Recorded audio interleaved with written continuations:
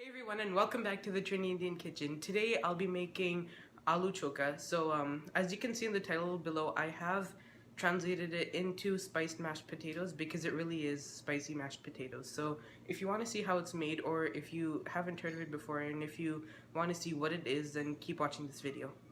Okay, so for my ingredients here I have about 6 potatoes that I've sliced really fine, and I like to slice my potatoes fine because they boil easier. I've also got a tablespoon of margarine. You could use butter or ghee, even though really people don't really use ghee in their in their aloo choka. I have salt to taste. I have a teaspoon of mustard oil. I have a quarter of a teaspoon of jeera, but really you just want jeera to taste, and that's the grind parched jeera. Here I have to chunkay in the mustard oil. About 3 cloves of garlic, or that's a half a teaspoon of your garlic paste if you're using that. And I have a quarter of a small onion that I've really chopped fine, and if you want you can also put these in the blender. And because I do not like big chunks of anything in my aloo choka, or in any choka for that matter, so that's why I chop them small, but you could chop them to your liking. And here I have some chopped bandhania. So I've got about 6 pieces of bandhania, and this is the one from my garden. So it's smaller, but it's also more strong. So you're going to need less than if you're using the store-bought one. Then you'll need a little bit more. Here I've got 1 big leaf of pudhina. I've chopped that also quite fine because I do not like big things. I've already explained that in my choka. Here I have about a half of a pepper. You could use pepper to your liking, but I'm using a little bit of ghost pepper, and it's green, so I'm going to use a lot more, and also because we like to eat lots of pepper. And here I have a teaspoon of the strong green seasoning. I will be posting a recipe for this soon, maybe in the next month or so. I might be able to post it when I go to Trinidad, which will be next week. And here I have some garlic, and this is just to add raw in your mashed potatoes. I just throw my aloo in my pot, and I just heated up my water a little bit before, so it's still hot, but it's not quite boiling.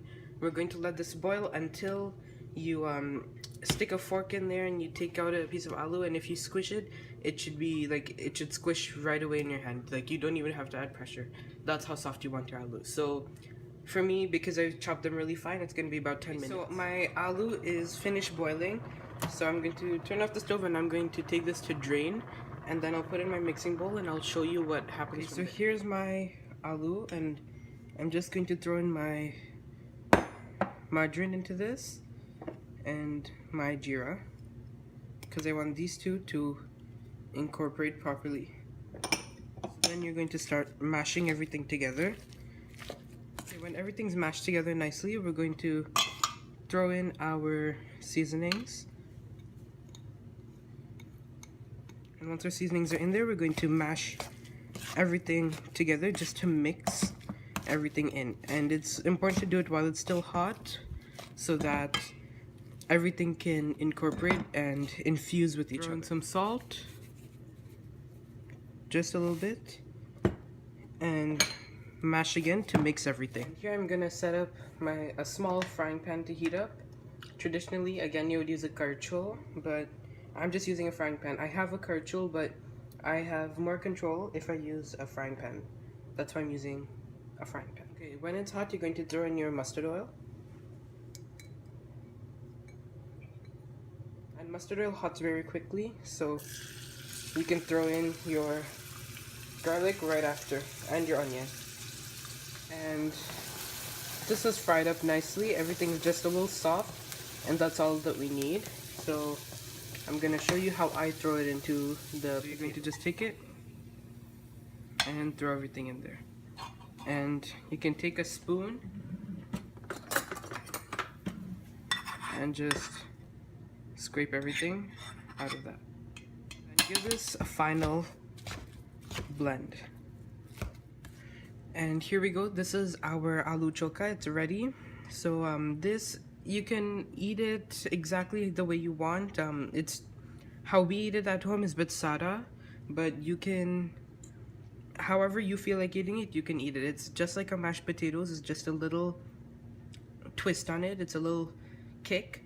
But you can, this is also traditionally used, well, without all the seasonings, but this is traditionally used to fill aloo pies and to fill aloo puri. And in my next video, I will be showing you how to make aloo puri. It's just like dal puri, but it's filled with this exact mixture instead of your dal. And you can also, without the seasonings, you can make it and fill your aloo pies, and that's also different. You have to knead your flour a different way for that, but I will share with you exactly how I make that later on. And the next video that you'll see will be for your aloo puri, and I won't be showing you how to make this all over again because I will be using this exact thing. I will show you, however, how to knead the flour and what to put in the flour, and I'll show you how exactly to bale it and roll it out and cook it and whatever. So thanks for watching this video. I will see you again with the next one. As you already know, it's the aloo puri. I do post a few times, I guess, a week. I'm trying to nowadays, and I will also be going to Trinidad, so expect a few, not really vlogs, but a few videos of me there and whatever, like apart from cooking. And I will also share with you a lot of recipes from Trinidad, in Trinidad as well. So thank you again for watching this video.